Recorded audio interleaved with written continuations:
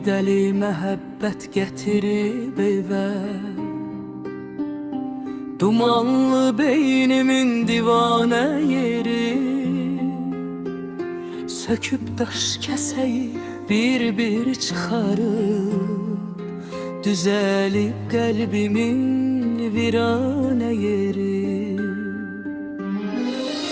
Yaranıb ürəkdə keçib damara, qırmızı çaylardan çıxıb kənara, gedib həsrətdən də uzaq diyara, yuxu rəng eşqimin əfsanə yeri.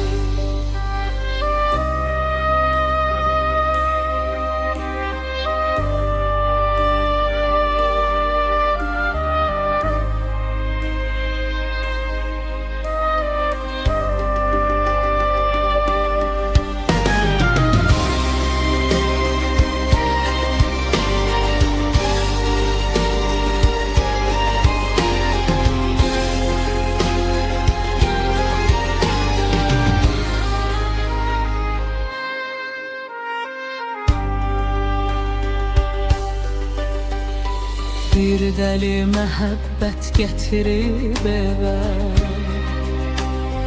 dumanlı beynimin divanə yeri,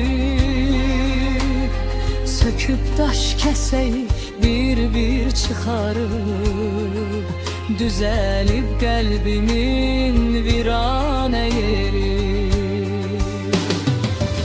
Yaranıb ürəkdə keçib damara, çaylardan çıxıb kənara, gedib həsrətdən də uzaq diyara, yuxu rəng eşqimin əfsanə yeri.